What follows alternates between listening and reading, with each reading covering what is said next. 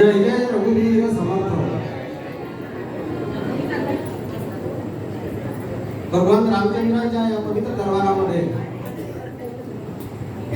श्री सीतारामचंद्र महारुद्र हनुमान समर्थ सद्गुरू रामदास स्वामी देवता आणि त्यांची शिष्य परंपरा म्हणजे कल्याण स्वामीपासून करून सद्गुरू वासुदेव महाराजांपर्यंत या सर्वांच्या भावनात्मक उपस्थितीमध्ये आणि भगवान रामचंद्रांचेच प्रतिरूप असणारे भगवान गोपाल कृष्ण हे स्वतः कृपया शांतता राखा, कृपया शांत व्हावं सर्वांनी।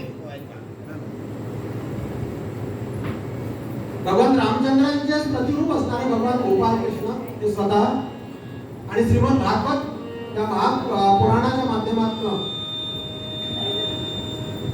इथे उपस्थित आहेत।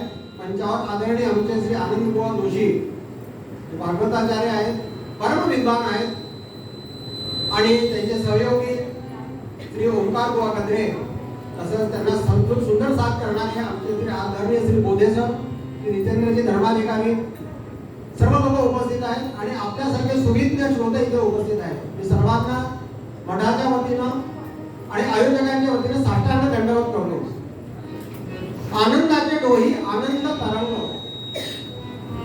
आपल्या सर्वांना या गोष्टीची अनुभूती येत आहे। गेल्या 7 दिवसापासून आपण एका विशिष्ट आनंदामध्ये, एका भावतरंगामध्ये आपण सगळे लोक विहार करत आहोत आणि त्याचं कारण असं आहे की सत्संगाचा असा महिमाच आहे। गंगा पापम शशी तापम दैन्यम कल्पतरुस्तथा पापम तापम च दैन्यम पापम तापम दैन्यम च अंते संतो महाशया असं म्हटले। म्हणजे काय तर गंगा हे पापाचं निवारण करते, शशी हे तापाचं निवारण, चंद्रमा जे आहे ते तापाचं निवारण करतो। कोणता ताप? तर आदिभौतिक ताप, आदिभौतिक, आदिदैविक आणि आध्यात्मिक हे तिन्ही ताप आहेत। आणि दैन्याचं निवारण कोण करतं? तर कल्पतरू असं करतं, असं आपल्या याच्यात एक कल्पना आहे। कल्पतरू वास्तविक कोणी बघितलेलं नाहीये। कल्पतरू नावाचा एक वृक्ष आहे, त्या वृक्षाच्या तळवटावर आम्ही बसलो आणि काही जे इच्छिलं ते आम्हाला मिळतं। पण पापम तापमचे एकच ठिकाण असं आहे की जिथे तिन्ही गोष्टींचं काय म्हणतात निरसन होतं आणि ते म्हणजे संतांचा आश्रय किंवा सत्संग असं म्हणायला हरकत। दैन्य म्हणजे काय? तर दैन्य म्हणजे आमच्या अनेक वासना, इच्छा, कामना हे सर्व काही असून देखील, सर्व काही सुद्धा असून देखील, सर्व आमच्या जीवनामध्ये सगळ्या गोष्टी आम्हाला उपयुक्त असताना देखील आमचं सारखी बखकलेली वृत्ती असते। आता मला हे पाहिजे, आता मला ते पाहिजे, आता मला असं पाहिजे, आता मला तसं पाहिजे, हे झालं की मी सुखी होईन, ते झालं की मी सुखी होईन, ही जी भावना आमची ज्या इच्छा कामना आहेत ना, या शांत करण्याचं काम सत्संग करत असतो। आणि त्यामुळे सत्संग तू दुर्लभ, दुर्गम आणि अमोघश्य असं म्हटलेलं आहे। म्हणजे सत्संग सहजासहजी सगळ्यांना मिळत नाही बरं का। आमच्या जीवनामध्ये सगळं काही जरी असलं ना तरी सत्संग मिळणं हे परम भाग्याचं आणि खरोखरच म्हणजे भगवंताच्या कृपेचंच एक लक्षण आहे। दुर्गम म्हणजे काय असतं की खूप लांब असतो, अनेक वेळेला आमची इच्छा असून मला जाता येत नाही। आता अनेक लोक इथून 12, 15, 20 किलोमीटर पासून येत आहेत, 4:30 वाजता तिथे येऊन जातात, खुर्ची करतात। ते अर्थात विनोदाचा भाग नाही आहे, त्यांच्या कळकळीचा पण भाग आहे। त्यांची कळकळ आहे 3:30, 4 वाजता एवढ्या उन्हात म्हणजे निघणं आणि रात्री 10:30, 11 पर्यंत इथे राहणं म्हणजे तो सोपं नाहीये। त्यांची कळकळ आहे त्यामध्ये। दुर्लभ म्हणजे सगळ्यांना मिळत नाही। अनेक वेळा आमच्या माहिती असून सुद्धा चालले जाऊ, बघून घेऊ, उद्या आहे, अजून 8 दिवस आहे ना, शेवटच्या दिवशी बघू, नाही जमलं, अनेक कारण असतात वगैरे वगैरे। पण जर यदा कदाचित आम्ही त्या सत्संगाला अटेंड केला ना तो अमोघश्य म्हणजे त्याचा जो परिणाम आहे ना तो काम म्हणजे तो राहिल्याशिवाय राहत नाही। आणि आमच्या जीवनावरती सत्संगाचा परिणाम खूप महत्त्वाचा असतो। आमच्या वृत्ती बदलतात, आम्ही तेच आमचं जीवन आहे, तेच आमचं पारिवारिक जीवन आहे, तोच आमचा संसार आहे। पण आम्ही त्या संसाराकडे बघण्याचा आमचा दृष्टिकोन बदलून जातो आणि सगळं काही तसंच असताना देखील आमच्या आनंदाची वृत्ती जी ती वाढत जाते। अधिक्रमी घेत नाही। आजचा 7वा दिवस आहे आणि आता उद्या या कार्यक्रमाचं आपण समापन करणार आहोत।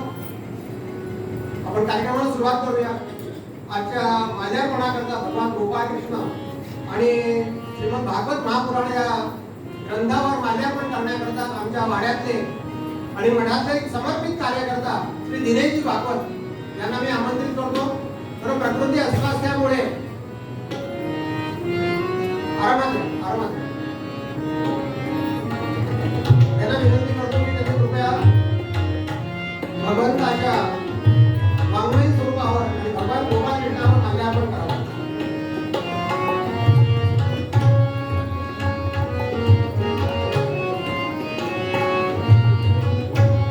गोपाल कृष्ण भगवान की श्रीमद भागवत महापुराण की जय. आमच्या वाड्यातले दुसरे कार्यकर्ता श्री रामचंद्रजी पैठणे हे अनेक वर्षापासून 50 वर्षापासून आहेत आणि वाड्याशी समर्पित आहेत. त्यांना विनंती करतो त्यांनी यावं आणि आदरणीय आनंद गोपाल जोशी यांचं माल्यार्पणाद्वारे स्वागत करावं.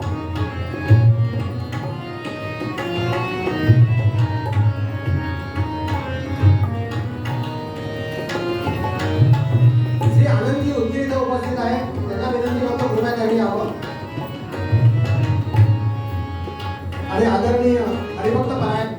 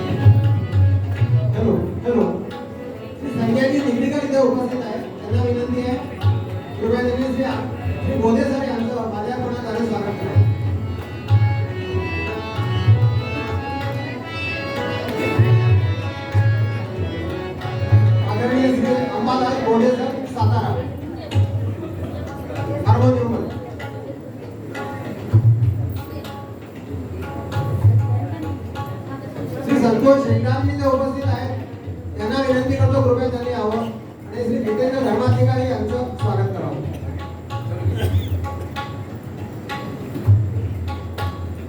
हे झालं की रोजच्या प्रमाणे आपण आरतीने हे करणार आहोत. आरती तयारी करा.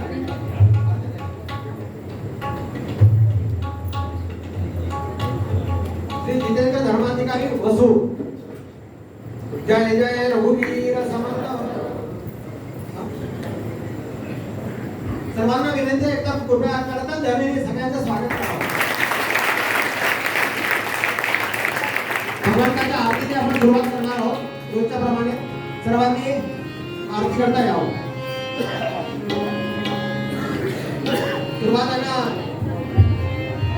सुरुवातीला आम्ही सतीजी वायगावकर यांना विनंती करतो त्यांनी यावं आणि सर्वांनी आरती सुरू करावी. कार्यक्रमाचे यजमान श्रीमद सौ मोहन गोडबोले तसेच श्रीमती शोभाताई जोशी यांनी पण यावं आणि आरती सुरुवात करावी. यांच्या सर्व लोकांनी यावं.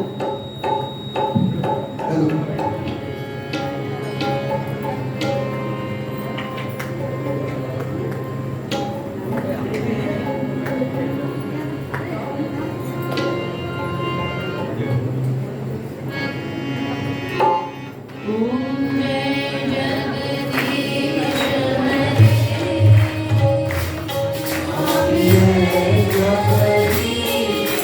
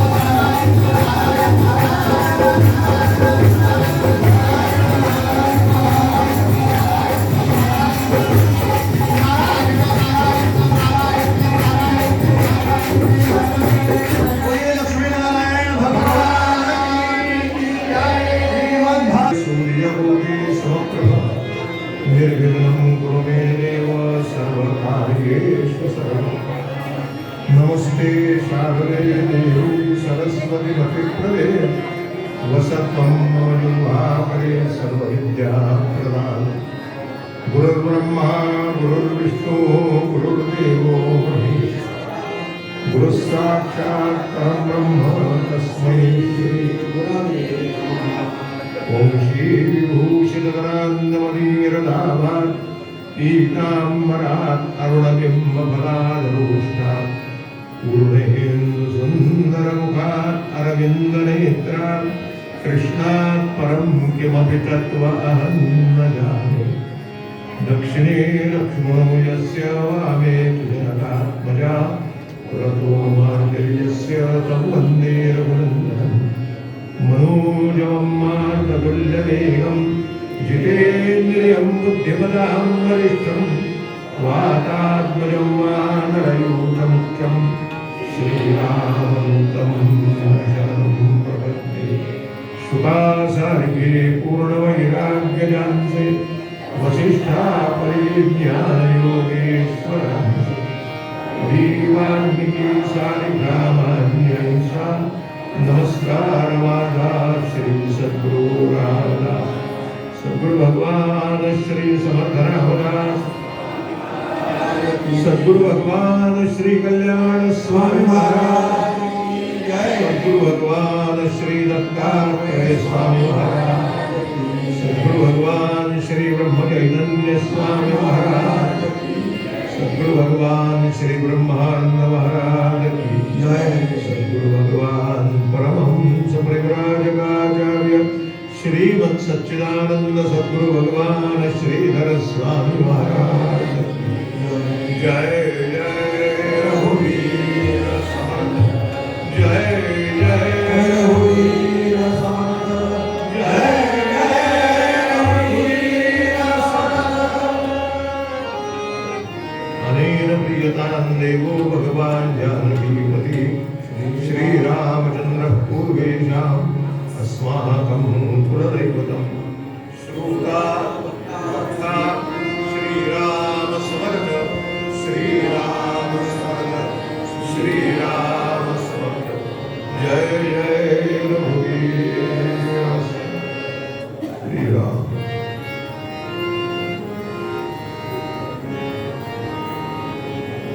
भगवंताच्या असीम कृपेने पुरुषोत्तम मासाच्या निमित्ताने या भागवत रूपी कथा गंगेत सुस्नात होऊन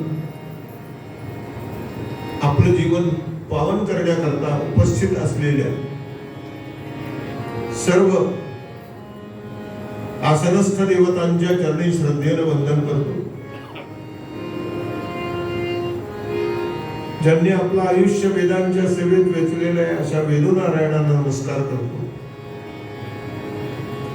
कथाकार, कीर्तनकार, प्रवचनकार, साथीदार, आयोजक, संयोजक, नियोजक यांच्या अंतःकरणातल्या नावाला नमस्कार करतो आणि उपस्थित असलेल्या जगदीश मूर्ती श्रोत्यांच्या अंतःकरणातल्या आत्मारामाला विशेष नमस्कार करून निरूपणाला सुरुवात.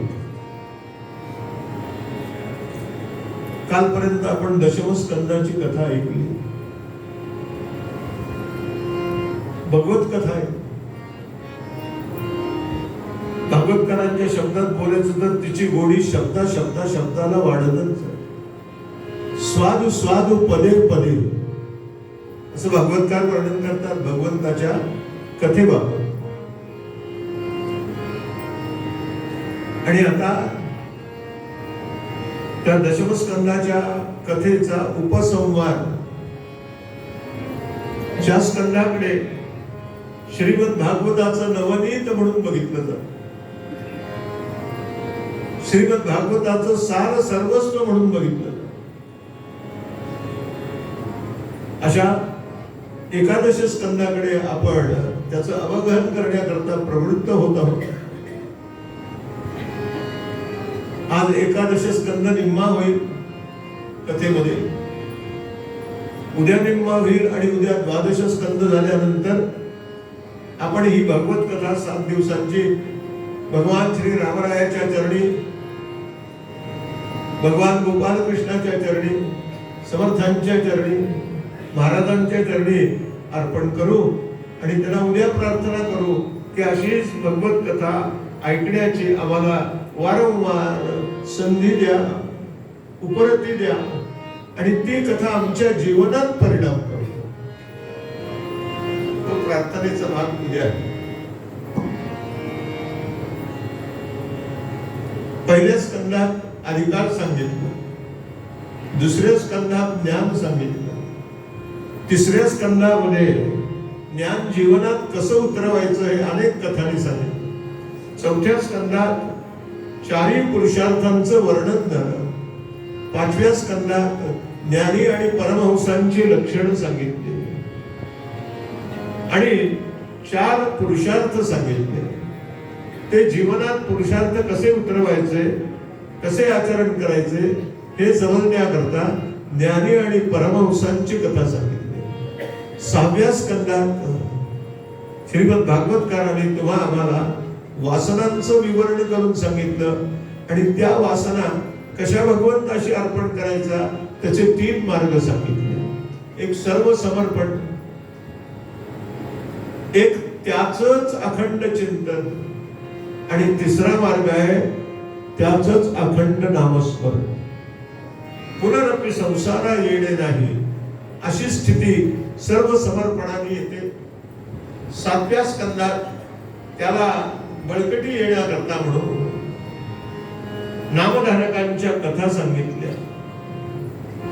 8व्या स्कंदामध्ये मन्वंतरांचं वगैरे वर्णन करून 9व्या स्कंदात मर्यादा पुरुषोत्तम श्री रामचंद्र भगवान यांची कथा विस्तृत सांगितली आणि 10व्या स्कंदामध्ये भगवान श्री गोपाल कृष्ण भागवताचं आराध्य दैवत शुकाचार्यांच्या अंतःकरणाचे पंचप्राण असलेले भगवान गोपाल कृष्ण यांची कथा सांगितली. आणि 11 स्कंदामध्ये उपसंहार करत असताना शुकदेव राजाला काही संवादांच्या माध्यमातून जे काही भागवताचं तत्वज्ञान आहे ते समजवण्याचा प्रयत्न. भागवत आपल्याला 4 प्रकारे समजवत असते. त्यांचा समजवण्याचा पहिला प्रकार आहे ते ज्ञानाच्या माध्यमातून बोलतात. ज्ञानी लोकांसाठी ज्ञानाच्या माध्यमातून, ज्यांना ज्ञान कळत नाही, समजत नाही, उमजत नाही, पण कळावं अशी इच्छा आहे त्यांच्यासाठी दृष्टांताच्या माध्यमातून. आणि दृष्टांत देताना कोणाकोणाच्यात संवाद झाले हे सांगण्याकरता तिसरा प्रकार त्यांचा समजवण्याचा आहे तो संवादाच्या माध्यमातून बोलतात. आणि चौथा प्रकार जो आहे ना तो कथांच्या माध्यमातून. दृष्टांताला बळकटी देण्याकरता काहीतरी कथा सांगायला न तू प्रतिज्ञा मात्रेण आपली लक्षण प्रमाणाभव्यस्तु सिद्धी असं आचार्य भाष्यात बोलतात. म्हणून काहीतरी दृष्टांत द्यायला असं भगवंताचं नामस्मरण करून कुणावर भगवंताने कृपा केली म्हणून ध्रुवाचा दृष्टांत दिला, म्हणून प्रल्हादाचा दृष्टांत दिला. आणि भगवंताला सर्व समर्पण केल्यानंतर काय आनंद होतो हे कळण्याकरता गोप गोपींचा दृष्टांत दिला. आणि आता जो काही ज्ञानाचा भाग आहे, जो काही संवादाचा भाग आहे, जो काही रूपकाचा भाग आहे, जो काही दृष्टांताचा भाग आहे ते तत्वज्ञान श्रीमद भागवतकार तुम्हा आम्हाला 11 स्कंदात. आणि 11 स्कंदाच्या अगोदर समस्या अशी पडली, 11 स्कंदाच्या अध्यायात श्री शुकदेव वैराग्याचं वर्णन करतो. आणि वैराग्य म्हणजे काय मी बोललोय थोडस वैराग्याच्या बाबतीत.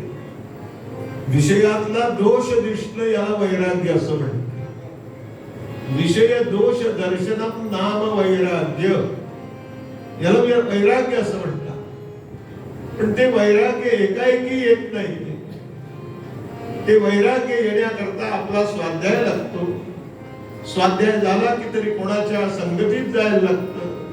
आणि त्यांची कृपा झाली तर मग त्यांच्या कृपेनं ज्ञान, योग, कर्म या सगळ्याला तिलांजली देणारी जीवनामध्ये भक्ती निर्माण होते.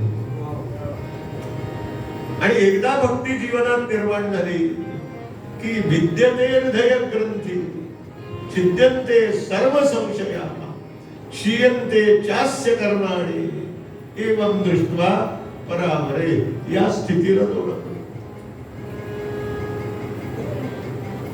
दानशूर ब्राह्मण भक्त वृद्ध सेवकाने गुणांनी यादवांना ऋषीचा शाप घडला असे कसे झाले हो?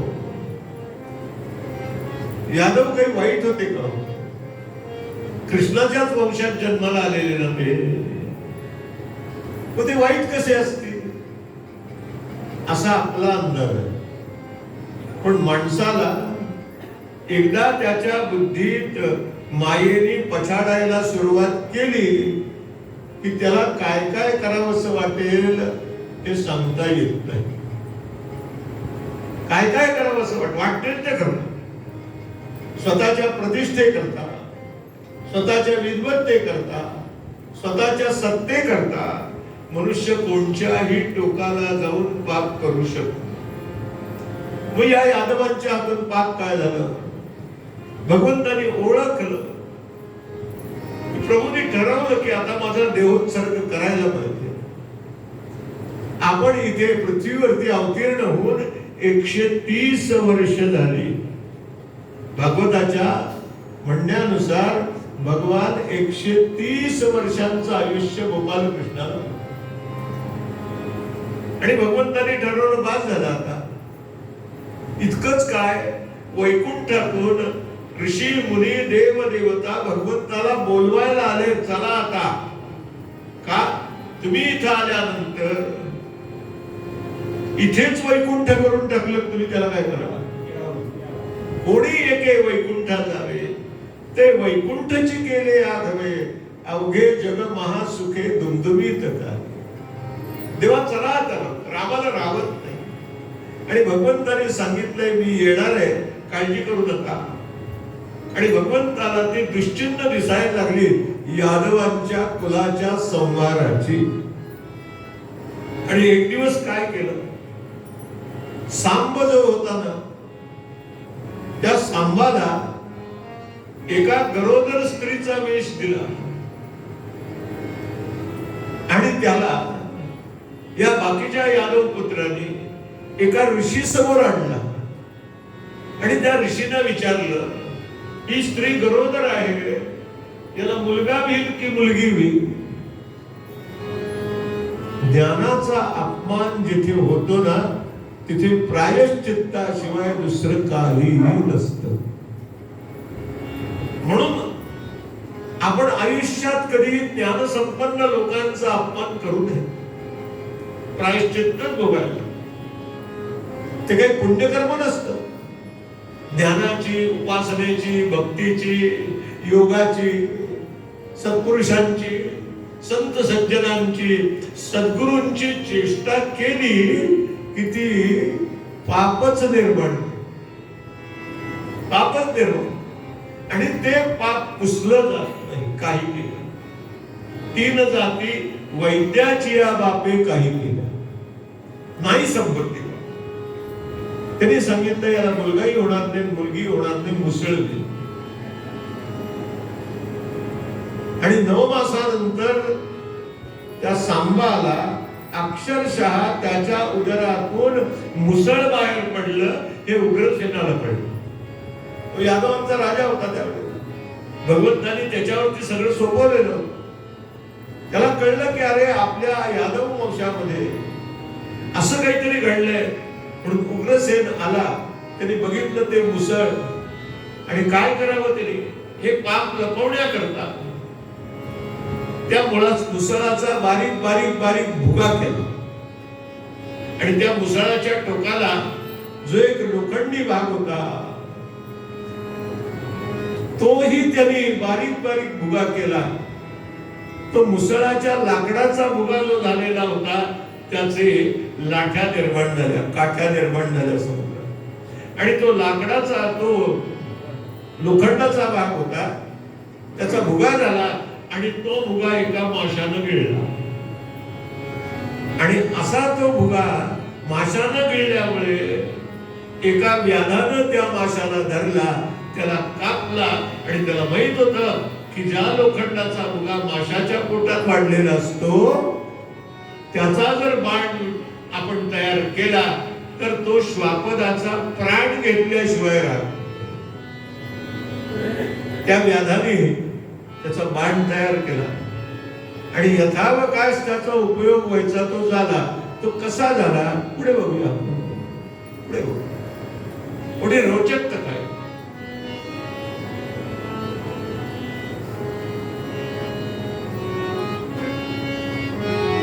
शुकदेव सांगतात, कृष्णाची सेवा घडावी म्हणून नारद द्वारकेत आले तेव्हा वसुदेवाने त्यांचं स्वागत केलं. वसुदेव म्हणाला, नारदा, आज काय परमभाग्याचा योग आहे, तुमच्यासारखा महात्मा आज आमच्या इथे आलेला आहे. खरोखर आम्ही भाग्याचा दिवस. साधू संत सज्जन आपल्याकडे ज्या वेळेला येतात, काही निमित्त असेल त्यावेळेला तो दिवस भाग्याचा असतो, आपल्या जीवनात येतो. पण ते कसे येतील सांगता येत नाही. कसे येतील? नारदांच्या वेशात आले. ओम नमस्तस्मै भगवते नारदाय महात्मने काम क्रोध विहीनाय ऋषीणाम प्रवराय.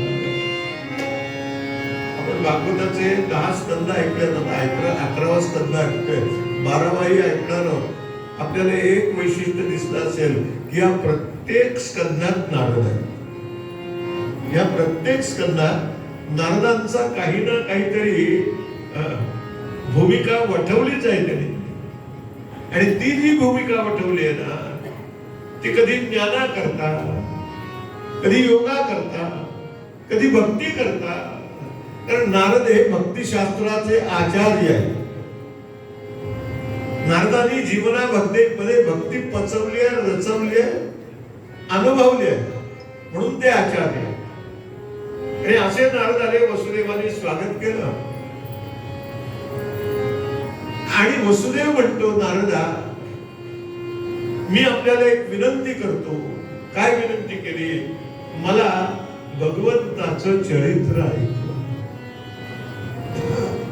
भगवंताचं चरित्र ऐकलं. आणि भगवंताचं चरित्र ऐकवण्याच्या नंतर मला संतांचं चरित्र ऐकलं. नारद म्हणाले, अरे भगवंताचं चरित्र ऐकलं की संतांचं चरित्र ऐकल्यासारखंच आहे. नाही नाही. वसुदेव म्हणाले, भूतानां देवचरित्र दुःखाय च सुखाय. देवाची चरित्र ही सामान्य जीवाला कधी दुःख देतात, कधी सुख देतात. पण संतांचं चरित्र हे कायम आनंदच देत असतं. म्हणून मला आधी देवाची चरित्र सांगा आणि मग संतांचं, सद्गुरूंचं, ब्रह्मनिष्ठांचं चरित्र. नारदांनी ते बोलणं ऐकलं आणि वसुदेवाला म्हणतात, मी भगवंत उपासना केली, पण अजूनही कृष्णाची माझी पूर्ण भक्ती झालेली नाही. किती विनय आहे यांच्याजवळ. आयुष्यभर कृष्ण भक्तीत घालवलं. आणि नारद म्हणतात, माझी अजून उपासना कृष्णाची पूर्ण झाली नाही. याला म्हणतात सत्पुरुष. श्रीमद आद्य शंकराचार्य आपल्या शिष्याला पाठ देत होते समुद्र तीरावर. शिष्याला पाठ द्यायला आचार्य येणार म्हणून शिष्य सुद्धा तयार होते. आचार्यांचं आसन मांडलेलं होतं, मृगाजीन घातलं होतं तिथे. आणि एवढ्यात आचार्य आले. शिष्याने उठून अभिवादन केलं आणि आचार्यांना आसन दिलं. आणि शिष्य म्हणतात, महाराज, सद्गुरू, आपलं ज्ञान या समुद्राच्या, सागराच्या खोलीपेक्षाही खूप खोल. सपूजा डोळा दे न देखावी, स्वकीर्ती कानी न ऐकावी. आचार्य म्हणाले, तुम्हाला बघायचंय माझं ज्ञानाची खोली किती आहे. शिष्याला बोलवलंय का आणि सांगितलं, हा दंड घे माझा, त्या सागरात बुडव. त्यांनी त्याप्रमाणे केलं. त्याला कळलं नाही काय आचार्य सांगणार आहे ते.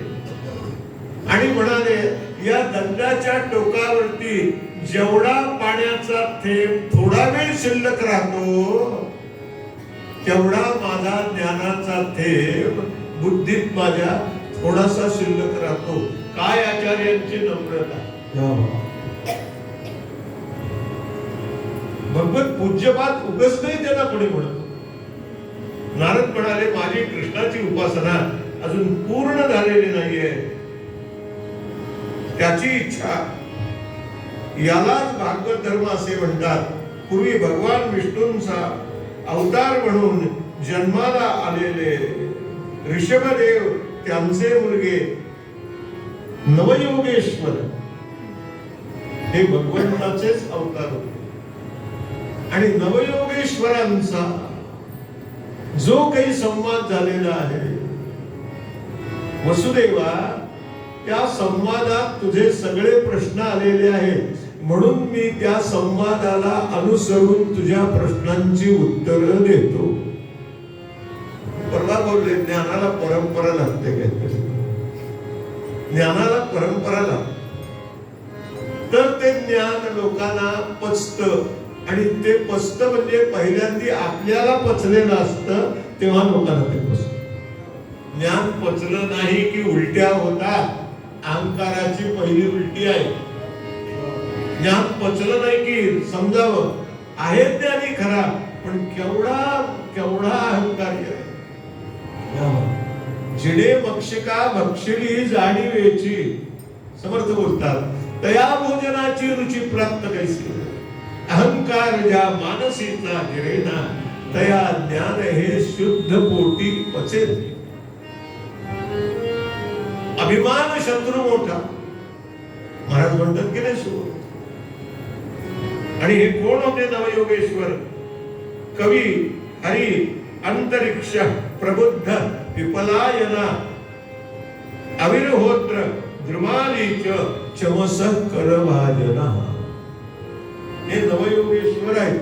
आणि हेच नवयोगेश्वर पुढे नवनाथ म्हणून अवतीर्ण झालेले आहेत. आणि या नवनाथांचे गुरु भगवान दत्त प्रभू आहेत, अवधूत आहेत.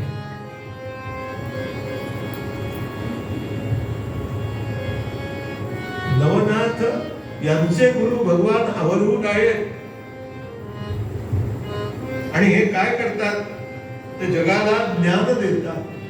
आणि पहिल्यांदा सांगतात, दुर्लभम मानुषो जन्म देहिनाम क्षणभंगुरम तत्रापि दुर्लभम मन्ये वैकुंठ प्रिय दर्शनम. आचार्य सुद्धा असं बोलतात की नाही विवेक चुडामणीमध्ये, दुर्लभम त्रयमेव एतत्. पहिल्यांदा काय? मनुष्यत्वम, मुमुक्षत्वम आणि नंतर महापुरुषत्व. दोन पायऱ्यांवरती आपली भूमिका सिद्ध झाली की संतांचा आश्रय मिळतो. पेक्षा आम्ही दुर्लभ आहे दुर्लभ आहे दुर्लभ आहे म्हणतच जर बसलो ना तर काही सुलभ होणार नाही, काही सुलभ होणार नाही. भक्तांचा धर्म व त्यांची कर्तव्य कर्मे कोणची? नवयोगेश्वरातील कवी हे पहिले योगेश्वर आहे. ते सांगतात भक्तांचा धर्म कोणचा आणि त्यांची कर्तव्ये कोणची. एक एक प्रश्न जे आहेत ना एकादश स्कंदातले, बरं आपल्याला जाता जाता सांगतो, हे तुमचे आमचे प्रश्न. नवयोगेश्वरांची कर्तव्य. आपण सुद्धा नवयोगेश्वरच आहोत का? आपल्याला हलकं म्हणायचं? आपल्याला सुद्धा जो देह दिलेला आहे ना तो भगवंतांनी उत्तमच दिलेला आहे, घाणेरडा देह दिला नाही. दुर्दैवाने आम्ही त्याचा वापर वेड्यासारखा केला म्हणून तो भांडला. पण भगवंतांनी किती सुंदर त्याच्यासारखं बनवलंय आपल्याला. म्हणून वेदांत म्हणते जीव ब्रह्मैवना परः, त्याच्यासारखं बनवलंय. आणि म्हणून काही त्याचे गुण आपल्यात येतात, पूर्णाचे गुण अंशात येत असतात. मग आपल्यात कोणता गुण आहे? पहिला चिकित्सा. पण आम्ही नको त्याची चिकित्सा करतो. आपल्यात दुसरा गुण कोणता आहे? रवंथ करणं, म्हणजे चिंतन करणं. पण आम्ही चिंतन करत नाही, चिंताच करतो. आणि समर्थ म्हणतात मनी मानव व्यर्थ चिंता वाहते, अकस्मात होणार होऊन जाते. घडे भोगणे सर्व ही कर्मयोगे, पण मतिमंद देखे न माहिती. म्हणून माणसाचं कर्तव्य काय? आणि ते कर्तव्य त्यांनी कसं पार पाडावं, त्याचा धर्म कोणता आणि कर्तव्य कोणची. कवी सांगतात सकल धर्मामध्ये धर्म, स्वरूपी राहणे हा स्वधर्म, हेच जाणावे वर्म साधू लक्षण. सगळ्या धर्मामध्ये आपला धर्म कोणता असेल तर, इथे धर्म शब्द हिंदू, ईसाई, ख्रिश्चन, बाकीचे पंथ, जैन, बौद्ध, महादेव असा न घेता आपला धर्म म्हणजे आपला स्वभाव काय आहे. इथे धर्म शब्द स्वभाव या अर्थाने वापरला. आपला स्वभाव काय आहे? आपला एकच स्वभाव आहे. जिथून आलो तिथे जायचा आम्ही प्रयत्न करतो. व्यवहारात सुद्धा आम्ही राहत नाही जास्त दिवस कुठे. 8 दिवस झाल्यानंतर आम्ही केलंच की नाही बुकिंग? आम्ही नाही केलं, यांनी केलं. फार दिवस नको, बाद झालं असं म्हणणार नाही. तुम्ही आपलं गमतीनं म्हणतोय. आमचा धर्म स्वधर्म जिथून आलो तिथे जाण्यात, आणि हेच वर्म आहे. कर्तव्य कोणती? भगवत चरणाश्रय. जीवाला निर्भय करतो म्हणून देवाच्या चरणाचा आश्रय घ्या. जो आश्रय आपल्याला कमकुवत करतो, सोडवत नाही, त्याचा आश्रय करून काय उपयोग आहे? काय उपयोग आहे? जो पाण्यात पडल्यानंतर स्वतः बुडतोय तो आपल्याला पोहायला शिकवतोय? नाही शिकवत. आमचे गुरुजी एक दृष्टांत देतात, मी नेहमी सांगतो. एका ग्रस्ताला डोळ्याचा रोग झाला. काय रोग झाला? त्याला एक असतील तर 2 दिसायचे, एक असतील तर 2 दिसायचे. कंटाळला हो, बाहेर येणं नाही, काही नाही, सूर्याचं दर्शन नाही, घरात किती वेळ अंधारात बसून राहणार. शेवटी त्याला कळलं की मुंबईला एक असा कोणीतरी डोळ्यांचा डॉक्टर आहे की जो या रोगावरती औषध देऊन बरं करतो. माणसाला एकदा बरं व्हायचं म्हटल्यानंतर तो कुठे जाईल, कसा जाईल सांगता येईल. पण अडचण आहे, आपण एक जर निघालो तर 2 दिसतात, एक गाडी दिसली तर 2 गाड्या दिसतात. बसायचं कुठे नक्की? आली की नाही? पण मी आपल्या मित्राला सांगितलं, बाबा रे मला मुंबईत जायचंय, येतोस का माझ्या बरोबर? असा मला डोळ्यांचा रोग. त्यामुळे मला माहिती आहे मुंबईला एक डॉक्टर आहे, तो चांगला औषध देतो. तुझा प्रवास खर्च, चहा, नाश्ता, भोजन, येण्या जाण्याचा, एसी फर्स्ट क्लासचा खर्च मी करतो, चल माझ्या बरोबर. तो म्हणाला न यायला काय हरकत आहे, फुकट तर मिळते, सगळं फुकट आहे. आणि आपली मराठी लोकांची एक वैशिष्ट्य आहे, आम्ही काही साधे सुधे नाही हो लोक. काय वैशिष्ट्य आहे आपलं? जिथे फुकट तिथे कुटुंब सकट. नशीब त्यांनी घरदार नाही. निघाले एका हॉटेलमध्ये, शिरूम बुक केली. 1 दिवस झाला, 2 दिवस झाला, फोन केला त्यांनी त्या डॉक्टरला, डॉक्टर मी आलेलो आहे. ते डॉक्टर म्हणाले उद्या दुपारी या 4 वाजता. दुपारी 4 वाजता हे दोघेही निघाले, टॅक्सी केली. मुंबईला फोर्ट मध्ये डॉक्टरचा दवाखाना होता, तिथे गेले. डॉक्टरनी सांगितलं या आत. ते रिसेप्शनिस्ट होती, ती म्हणाली तुमची दुसरी अपॉइंटमेंट. हो. वेळ झाली, त्याला आत सोडलं. डॉक्टरने विचारलं तुम्हाला काय होतंय, तुम्हाला काय होतंय? सगळे डॉक्टर असंच विचारतात की माझ्यासारखा खवट पेशंट गेला तर तो सांगेल मला काय होतंय हे जर मला माहित असतं तर तुझ्याकडे मरायला आलो असतो कशाला. त्यांनी सांगितलं मला एक असतील तर 2 दिसत डोळ्याचा रोग. तो डॉक्टर म्हणाला तुम्हाला एक असतील तर 2 दिसतात, हा रोग झालाय. मग मी विचारतो तुम्ही 4 का आला? असा डॉक्टर आपला रोग बरा करेल. म्हणून भवरोगाचे जे वैद्य आहेत ना त्यांच्याकडेच जावं, त्यांच्याकडे औषध असतं. आणि ते औषध म्हणजे कोणचं असतं तर सर्व समर्पण. तदर्पिता अखिलाचारता. नारद हे भवरोगाचे वैद्य. तद्विस्मरणेन परम व्याप. सएवं सएवं सएवं यथा व्रजगोपिका. ज्ञान प्राप्तीसाठी मोक्ष प्राप्तीसाठी जो मार्ग प्रभू सांगितले त्याचे आचरण कसे करावे हे शिकवतो. ते आचरण कसे असावे, ते आचरण कसं असावं भागवत सांगतो. याला भागवत धर्म असा म्हणते, याला भागवत धर्म असं म्हणतात. वसुदेवाने नारदाला प्रश्न विचारला आणि नवयोगेश्वर उत्तर देतात. वास्तविक नारद म्हणाले, नारदाला विचारलं भागवत धर्म समजून सांगा. नारद म्हणाले, अरे भागवत धर्म तुझ्या घरात खेळतोय आणि मला काय विचारतोस भागवत धर्म सांगा. नाही पण समजून सांग. आपल्या जवळ जे असतं ना त्याची किंमत आपल्याला कधीच कळत नाही. म्हणून ते थोडं दूर गेलं ना की कळतं. तुम्ही समजून सांगा. आणि नवयोगेश्वर सांगतात, राजा भागवत धर्म म्हणजे सर्व समर्पण. म्हणून भागवतात एक श्लोकच ठेवलेला आहे एकादश स्कंदात. मी म्हणायला लागल्यानंतर तुम्ही सगळे नक्की म्हणणार, कारण आपल्या पाठातला आहे.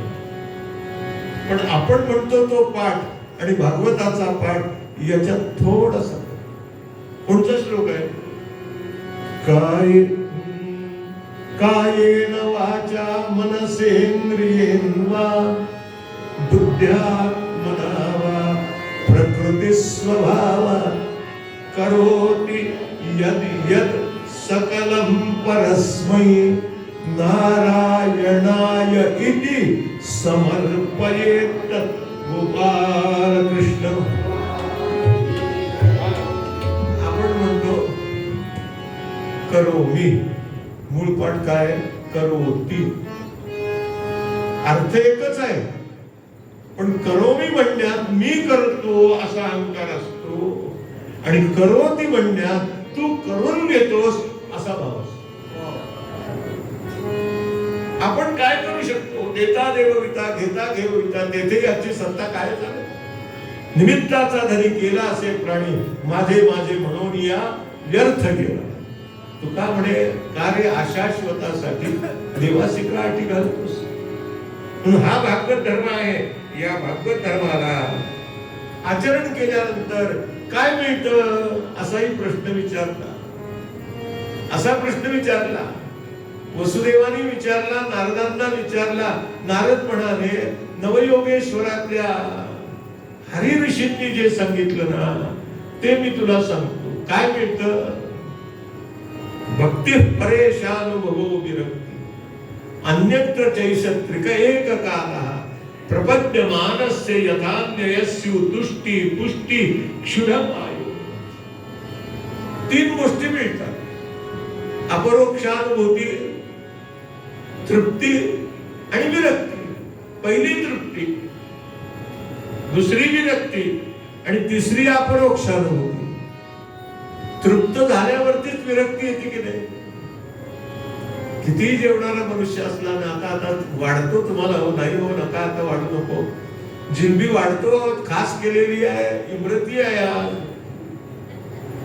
तो म्हणतो नका हो, आता जर वाढलीत ना ते इथं जी गेलेली आहे ना ती तिथेच अडकेल. याला विरक्ती असं म्हणतात. आणि विरक्तीची व्याख्या मी सांगितली आहे पुन्हा विषयातला दोष निर्णय याला विरक्ती.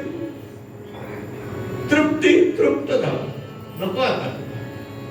आणि विरक्ती आणि तृप्ती मिळून जी होते ना त्याला अपरोक्षानुभूती असं म्हणतात. आपलंच आपल्याला कळतं, आपलंच आपल्याला मुंगायला लागतं. काय मुंगायला लागतं? सुखोबांच्या पत्नीचा एक प्रसिद्ध अभंग आहे.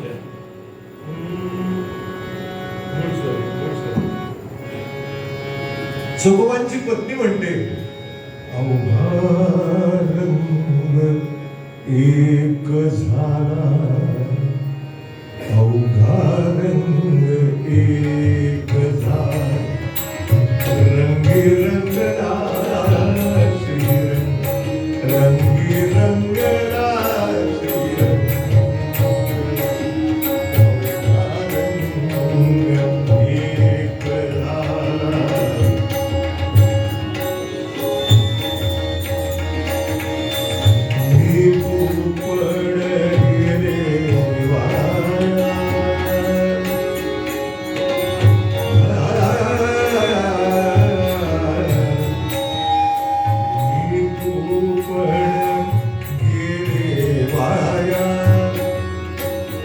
तुझ पाहता पंढरीच्या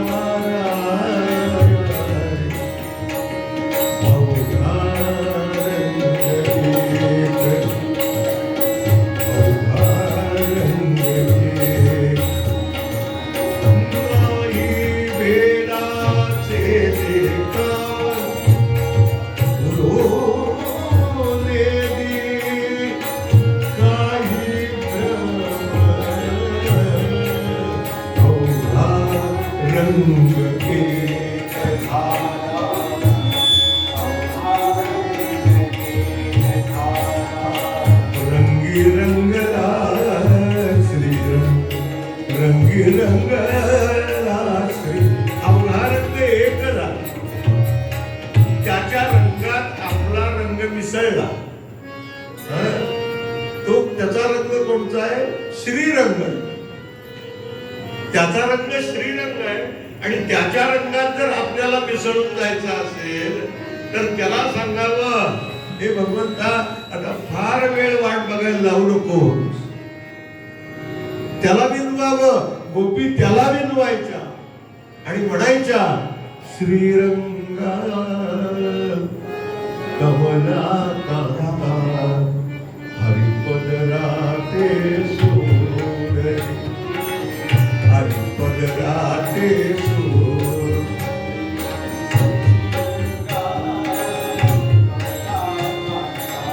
श्रीरंगा कमला कांता हरिपद राते सोडे हरिपद राते सोड. ब्रिजवासी नारी नारी ब्रिजवासी नारी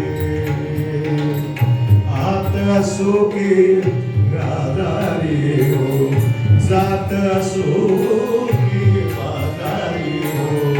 ब्रिजवासी नारी नारी ब्रिजवासी नारी काना का मुरारी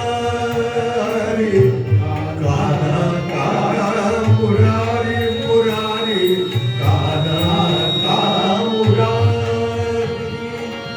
आडविता का कंधारी मथुरेशी द्वारी पाहू मजा हो गिरिधारी पाहू मजा हो गिरिधारी मुकुंद नवनीत चोर रे श्रीरंगा कमला कांता हरिपदरा. सोड रे ना. आणि त्याच्या रंगात रंग मिसळून गेला की एक रंग झाला, अवघा रंग एक झाला. त्याला जीवनमुक्त स्थिती असो. माझा उरलेलं आयुष्य लावाही झाली मामी वेचून कामी कामी विषयांच्या सांगतो तुम्हाला नको हा कंटाळा.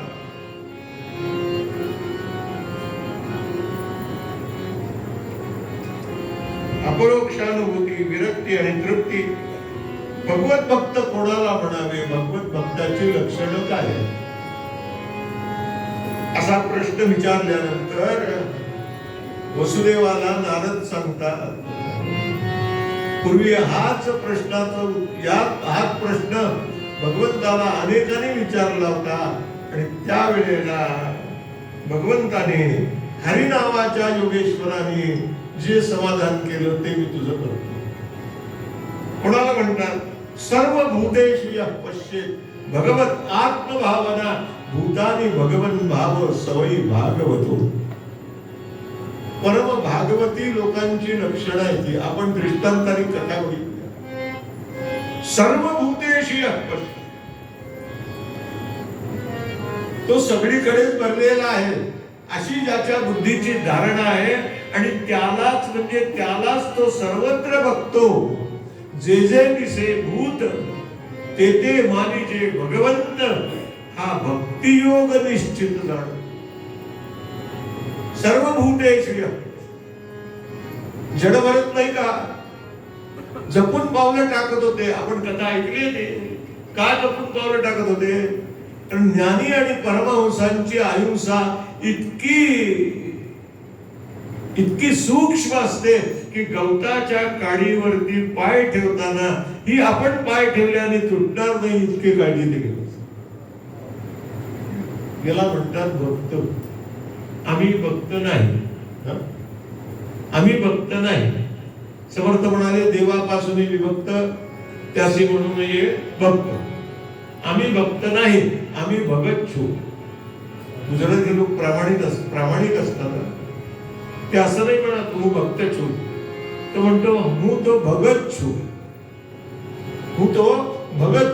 आम्हालाही लोक म्हणतात की नाही हरी भक्ती परायण, बिरुदावली लावतात की नाही आमच्यावर.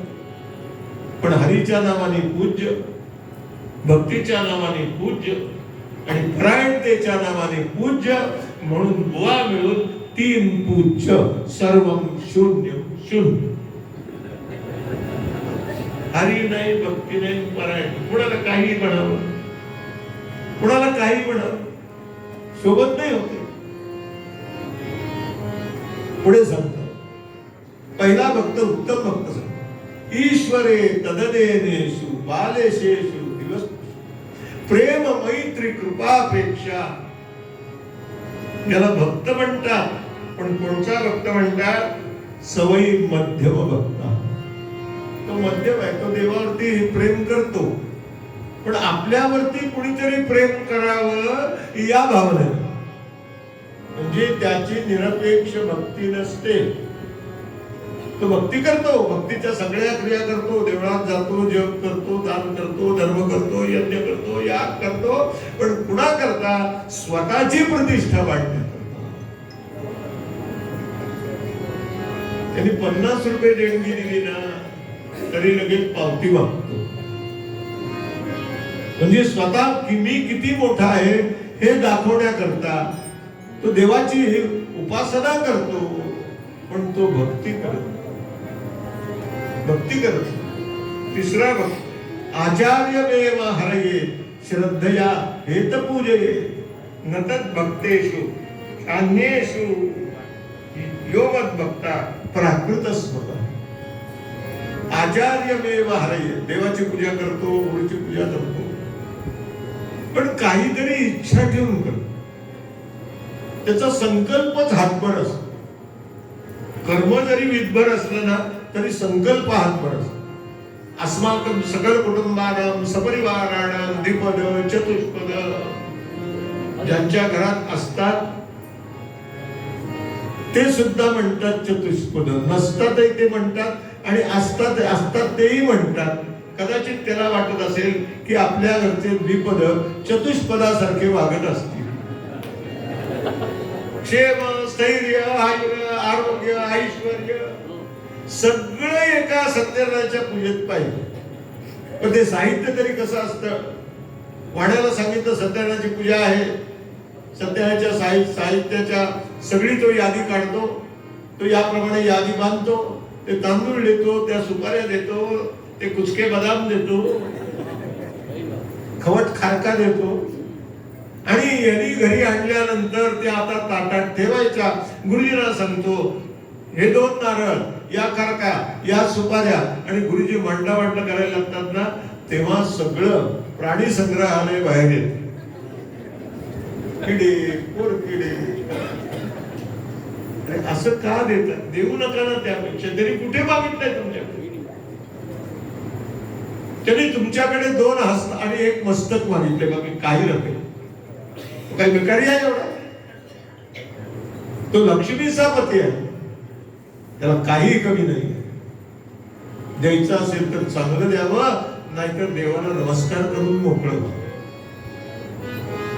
त्याला प्राकृत भक्त असं म्हणतात. पुढे सांगतात आणि खरा भक्त, खऱ्या भक्ताची कसोटी सांगताना म्हणाले त्रिभुवन हि विभव हे तथ्य युकंठ स्मृती. ज्याच्या पायावरती त्रिभुवनाचं साम्राज्य त्रिभुवन चालकाने ठेवलेलं आहे. पण ज्याच्या स्मृतीमधून भगवंताची एवढीही विस्मृती होत नाही, कसा?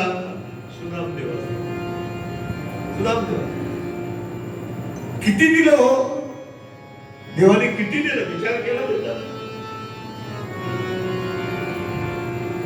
तो उत्तम भक्त आहे. मग आपण मध्यम व्हायचं, प्राकृत व्हायचं, श्रेष्ठ व्हायचं का उत्तम व्हायचं?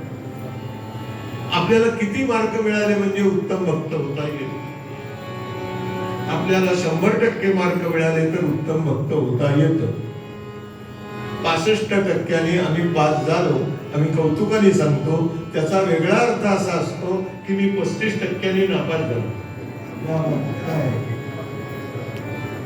ते 100% मार्क मिळायला लागतात अशी कठीण परीक्षा. आणि ज्यांना मिळतात ना, वा रे वा, आम्ही दैवाचे दास पंढरी. आणि या परीक्षेचं वैशिष्ट्य असं आहे की या परीक्षेचा पेपर परीक्षेच्या आधीच कोणीही न फोडता भगवंतानी फोडलेला असतो आणि तो प्रत्येकाच्या समोर धरलेला असतो. हा पेपर आहे, अशी तुला उत्तर द्यायची. प्रश्नपत्रिका अगोदरच आपल्या समोर ठेवलेली असते देवाने, जन्माला यायच्या आधीपासूनच. आणि जे उत्तीर्ण होतात ना 100%, तेच म्हणतात, नामा म्हणे मज विठ्ठल सापडाला, म्हणून कधी काळा पाड. सगळंच ते दिसतं ना, तीर्थ विठ्ठल, क्षेत्र विठ्ठल, देव विठ्ठल, देवपूजा, सर्वभूतेषु यः पश्येत्. अशी त्या भक्ताची भूमिका असते. पुढे भगवान महाविष्णू आपल्या इच्छेने अवतार घेतात. पूर्वी केलेली, सध्या करत असलेली, पुढे करण्याची कृत्ये त्याची कोणची असतात? देव आपल्या इच्छेने अवतीर्ण होतो. संभवामी आत्ममाया. भगवान सांगतायत अर्जुनाला, मी पुन्हा पुन्हा येतो. संभवामी युगे युगे, एकदा नाही अवतार घेऊन टाकतो, पुन्हा पुन्हा येतो.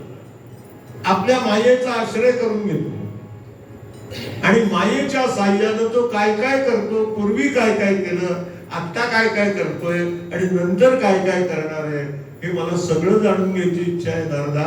वसुदेव म्हणाले, नारद म्हणाले, तुझ्या प्रश्नाचं उत्तर दुर्मिळ महामुनीने दिले. काय उत्तर दिलं? भगवंतांच्या गुणांचे संपूर्ण वर्णन करायचे म्हटले ना तर ते अशक्य आहे. ब्रह्मांडात प्रवेश केला तेव्हा नारायण होत्या, त्याचे शरीर म्हणजे त्रिभुवन आहे आणि सत्वगुणापासून चेतना आदी नारायणाने ब्रह्मा विष्णू महेश यांची उत्पत्ती केली व हे काम दिले. काय काम दिलं? एकाला सांगितलं, ब्रह्मदेवाला सांगितलं, तुम्ही कारखाना काढा. 24 तास चालू आहे कारखाना, कधी बंद पडत नाही. बोनस नाही म्हणून कोणी संप करत नाही. संडे नाही, मंडे नाही, कुठलाही वाराची सुट्टी नाही. त्या कारखान्यातली लाईट कधीच जात नाही, कायम प्रवाह. महाविष्णूला सांगितलं, यांनी निर्माण केले, त्याचा सांभाळ तुम्ही करा.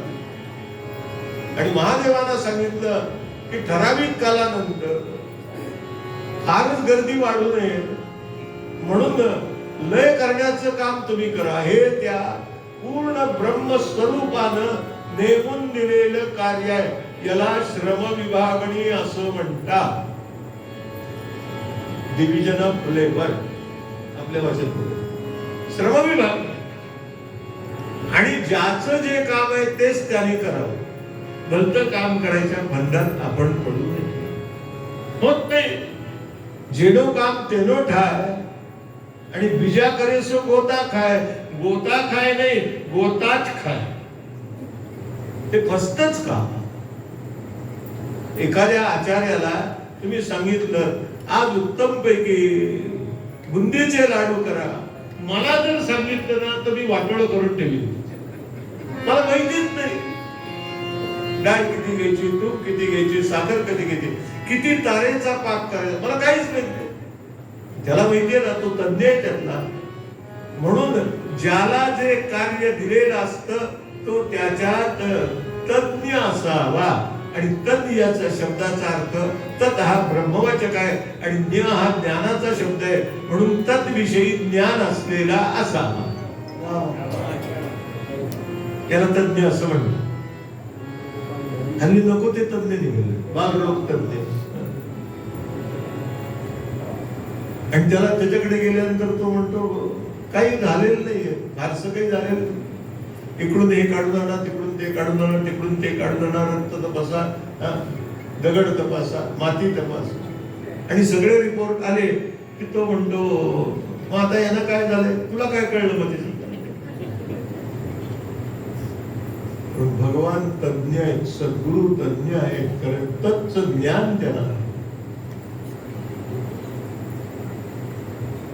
दक्षकन्येच्या पोटी धर्मज्ञ ऋषी पासून नरनारायण, हंस, दत्त, सनक, सनंदन, हयग्रीव, मत्स्य, कूर्म, वराह, नारसिंह, परशुराम, वामन, राम, कृष्ण इत्यादी अवतार झाले.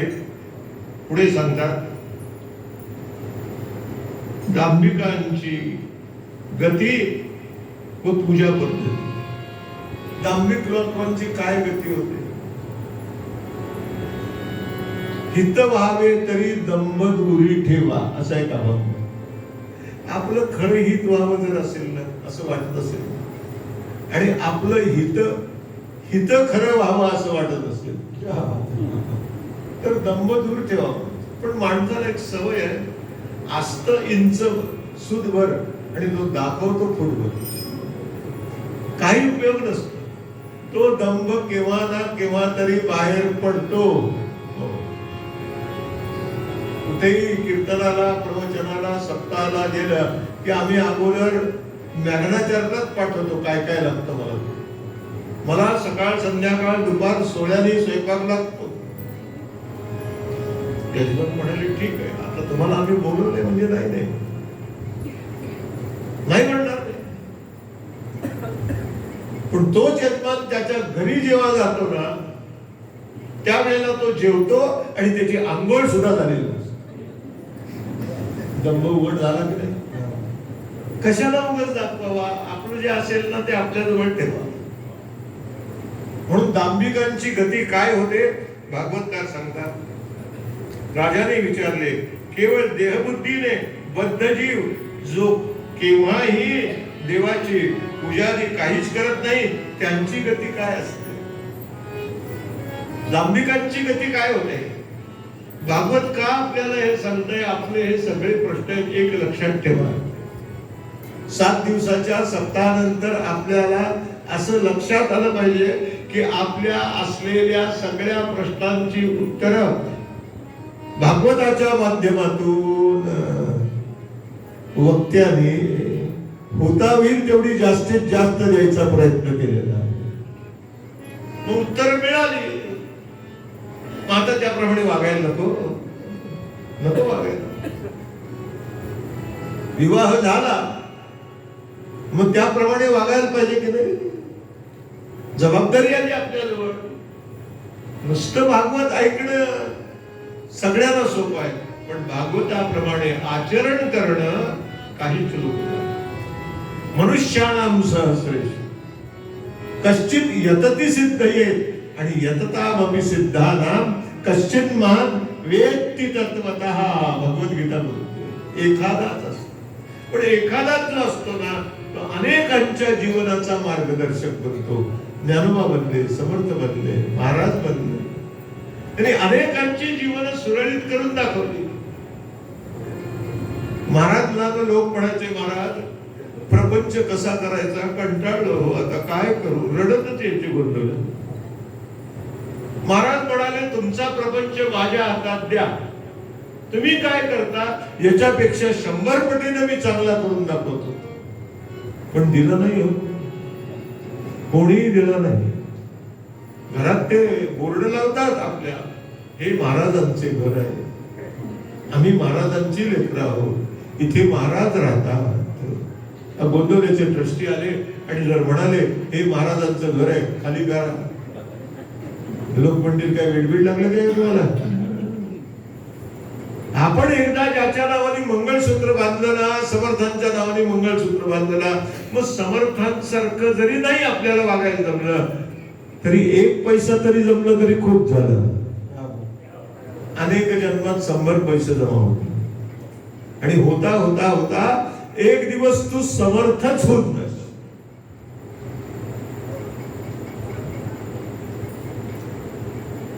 शमसऋषी सांगतात, देहबुद्धी हेच अज्ञान असल्यामुळे त्यांचे कडून काही पुण्य कर्म घडत नाही, काही कर्म घडत आणि देहबुद्धी आहे. आणि देहबुद्धी याचा अर्थ अगदी सोपा सांगू का, मी देहा एवढाच आहे अशीची बुद्धी धारणा करून घे, बुद्धीची धारणा करून घेणं याला देहबुद्धी असं. देहबुद्धी ती आत्मबुद्धी करावी. समर्थ बोलतायत की नाही मला, सदा सज्जना मना सज्जना मना संगती सज्जनांची. आत्मबुद्धी हितार्थ आहे ना, गुरुबुद्धी विशेषता आहे, ती निश्चयाची बुद्धी आहे. आणि सद्गुरूंच्या सेवेत जर घालवली तर ती बुद्धी राहत नाही. भगवद्गीतेला अभिप्रेत शब्द प्रज्ञा असा आहे. जी हलत नाही ती प्रज्ञा आणि हलते ती बुद्धी. सद्गुरु बुद्धीचं रूपांतर प्रज्ञेत करतात, बस एवढ्या करतात. ब्रह्मदेवाने कृष्णांना विनंती केली, यादव प्रवास क्षेत्री जातात. शुकदेव सांगतात, ब्रह्मदेवासह वर्तमान सर्व इंद्रादी देवता प्रभू दर्शनाला द्वारकेत आल्या व इच्छा एकच, श्रीकृष्ण स्वरूपात हरीचे दर्शन. देवांना सुद्धा मोह पडावा असं याचं दर्शन आहे, असं याचं दर्शन. म्हणून तुलसीदासाने रामस्तुती किती सुंदर लिहिली आहे की नाही. काय भगवंताच्या सौंदर्याचं वर्णन, लावण्याचं वर्णन केलंय. श्रीरामचंद्र कृपालु भज मन. ज्यांना येत असेल त्यांनी म्हणा माझ्यावर, हरण भव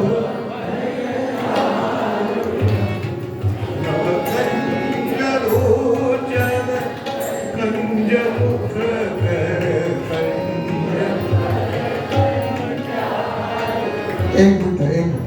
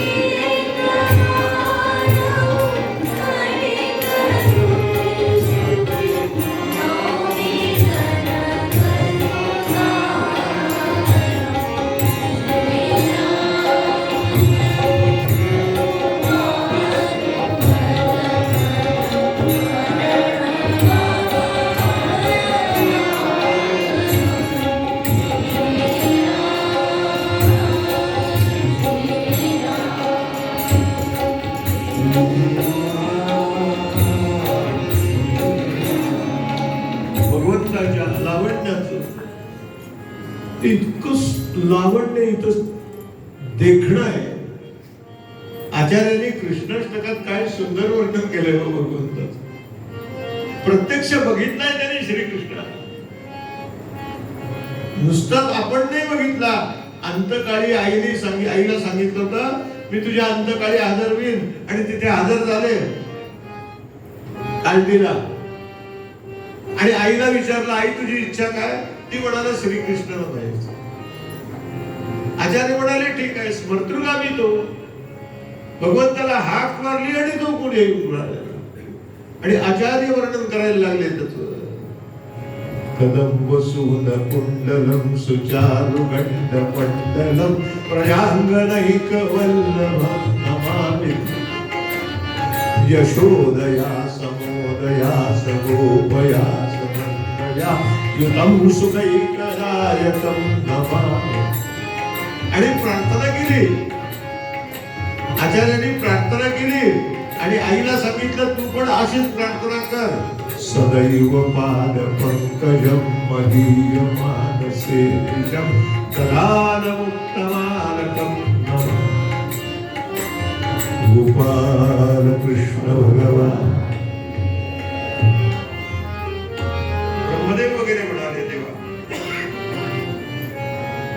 तुम्हाला येथे येऊन 125 वर्ष झाली, वैकुंठ ओस पडलं. कोणी एके वैकुंठा जावे ते वैकुंठची केले आघवे, अवघे जग महासुखे दुमदुमीत केले. वैकुंठ ओस पडलं तिथे कोणी येतच नाही. ते म्हणतात तिथे जाऊन काय करायचं, तिथे भगवान नाही. ते इथे येतात सगळे द्वारके. तुम्ही चला ना आता तिकडे, देवा चला ना. म्हणून सगळ्यांनी प्रार्थना केली. भगवान म्हणाले मला सुद्धा आता कळलंय माझी यायची वेळ झालेली आहे, मी येणार आहे. पण काय आहे, आजपर्यंत मी होतो ना यादव कुळात, म्हणून हे यादव थोडे तरी संयमित राहिले. यांचं नियंत्रण सुटलं की हे जगाला ताप देण्यात, विश्वाला हाहाकार वाटते. तेव्हा मी याला संपवतो आणि येतो, याला संपवतो आणि येतो. आणि हे सांगितल्यानंतर देव सगळे अंतर्धान पावले आणि भगवंताने विचार केला आपल्या जायची वेळ झालेली आहे, पण याला संपवले पाहिजे. आणि ठरल्याप्रमाणे तो वृत्तांत सगळा खरा व्हायला लागला. त्या सांबाच्या पोटातून मुसळ निर्माण झालं आणि त्या काठ्या होत्या त्या एक एक यादवानी एक एक काठी 2-2 काठ्या घेतल्या आणि एकमेकांच्या डोक्यात अंगावर मारायला सुरुवात केली. किती यादव त्याच्यामध्ये संपले, किती यादव संपले. शुकदेव सांगतात राजा, आणि भगवंताने बघितलं आणि प्रभूने निर्णय घेतला की आता हे संपवलं पाहिजे, माझ्या बरोबरच यांनाही संपवलं पाहिजे. पिंडारक क्षेत्रावरती तिथे पाठवले होते सगळ्यांना, आपल्या सगळ्या स्त्रियांना सुरक्षित ठेवलेले होते, उद्धवाजवळ ठेवलेले होते. उद्धवा तू यांना सांभाळ.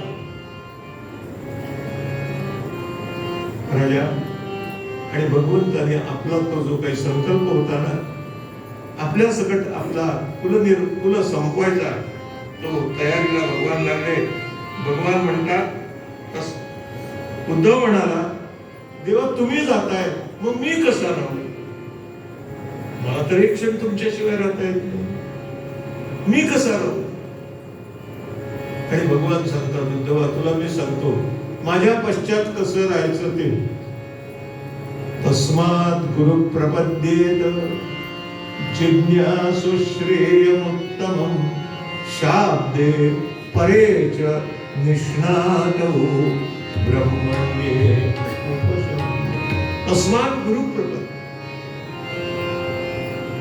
आपल्या सद्गुरूंना शरण जा. देवानी साधन सांगितलं आणि ते साधन ज्यांनी केलं ना त्यांचा अनुभव काय आहे, काय अनुभव आहे. ज्ञानोबा म्हणाले मी सांगतो ना तुम्हाला आमचा अनुभव काय. ज्ञानदेव म्हणे तरलू तरलू, ज्ञानदेव म्हणे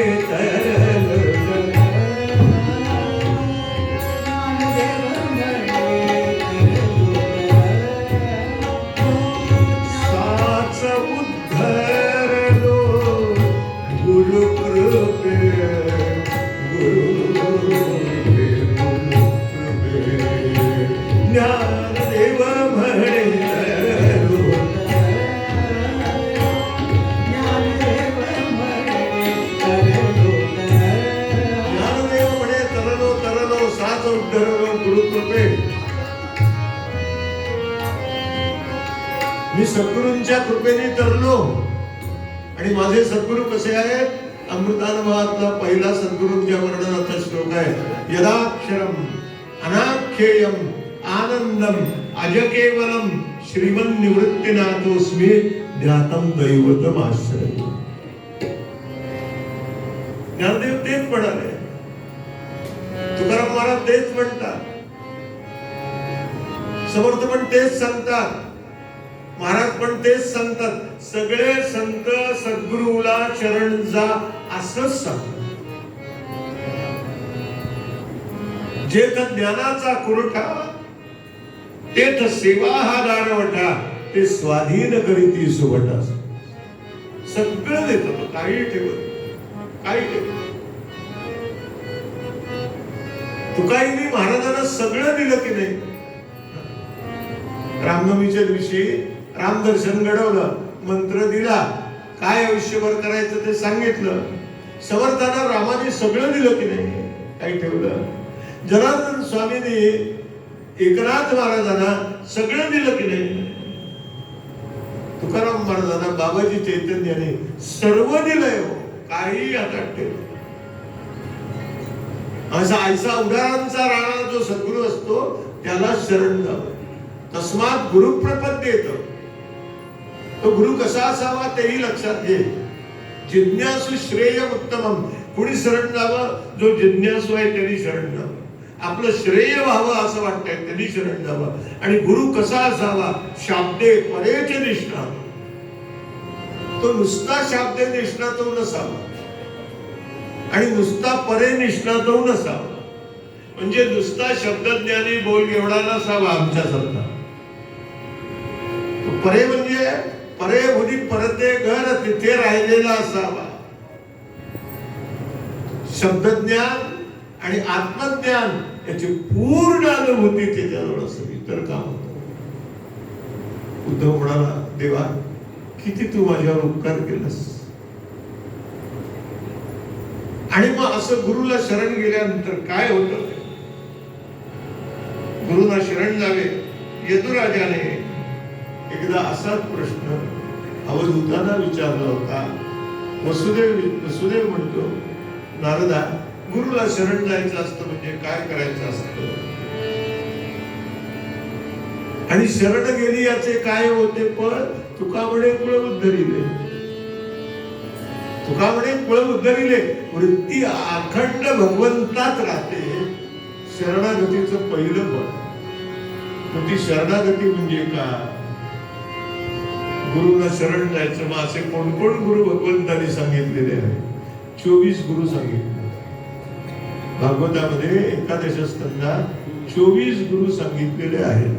ते 24च का सांगितले? ब्रेक झाल्यानंतर सांग. 23 नाही आणि 25 पण नाही, 24च गुरु. जय जय रघुवीर.